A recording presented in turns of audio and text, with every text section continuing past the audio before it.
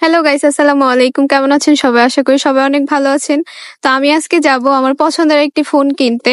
আমার আগের ফোনটা একটু সমস্যা হওয়ার কারণে আমি নতুন একটা ফোন নিব ভাবছি। তো অনেকদিন যাবতই আমি টাকা জমাইতেছিলাম অল্প অল্প কইরা যে আমি একটা ভালো ফোন কিনবো।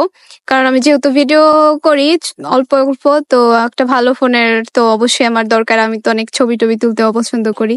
তো আমি মাটির ব্যাংকের মধ্যে টাকা জমাচ্ছিলাম, যেই ব্যাংকে টাকা জমাইলে কোনো সুদও দিতে হয় না, আবার সুদ নেওয়া যায় না। যাই হোক, এটা একদম সেফ। আর তারপর আমি এখানে টাকা গুনতেছিলাম যে কতগুলা টাকা হয়েছে। যাই হোক, মাসাল্লাহ এখানে প্রায় 28,000 টাকা ছিল। আর অন্যটা মানে আর যতগুলা টাকা আমার প্রয়োজন আর কি ফোন কেনার জন্য, ওই যে ওগুলো হচ্ছে যে আমার বিকাশ অ্যাকাউন্টে ছিল।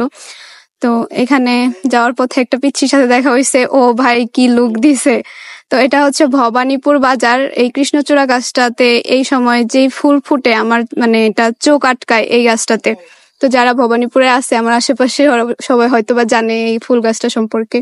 তো আমি এখানে গাড়ির জন্য দাঁড়ায় ছিলাম, তো অবশেষে গাড়ি আসছে। তখন ভবানীপুরের এখান থেকে ভিডিও নেওয়া হয় নাই। যাই হোক, এখন আমি যমুনা ফিউচার পার্কে যাওয়ার জন্য রওনা হয়েছি। আমার কাছে দুইটা অপশন ছিল, এক হচ্ছে বসুন্ধরা আর হচ্ছে যমুনা।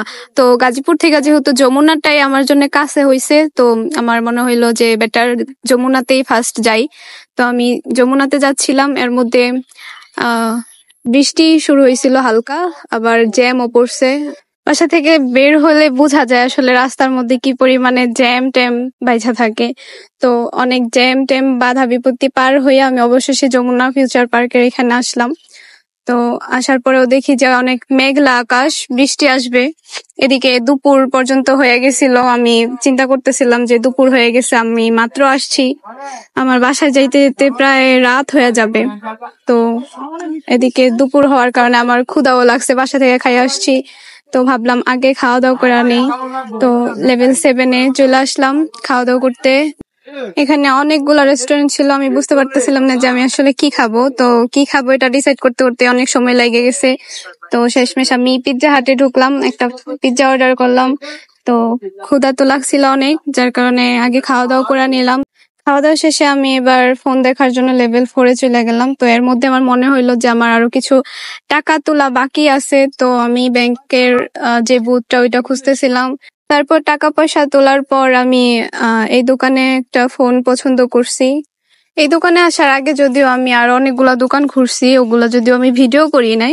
তো অনেকগুলা দোকান ঘুরা ওগুলাতে আমার তেমন ফোন মানে বাজেট বা পছন্দ সবকিছু মিলা হয় নাই। এই দোকানটাতে আমার ফোনটা পছন্দ হয়েছে, মানে গোল্ডেন কালার, লেডিস কালার। যাই হোক, এটাই আমার ভাল লাগছে।